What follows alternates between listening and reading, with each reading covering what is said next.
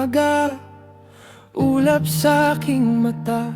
Yung mga gawain na dati kong ibig, ngayon ay parang bayad na. Walang bigat na bitbit, pero napagod na sa pag-unawa, pag-ayos at pag-asa na bukas ay okay na. Ramdam mo din ba? Di alam kung bakit ganito na.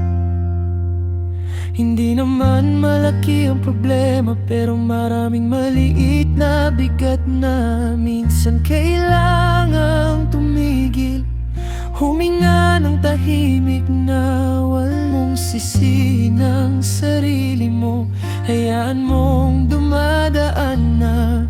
Kung pagod ka na ngayon, magpahinga ka. Hindi ka tamad, tao ka lang.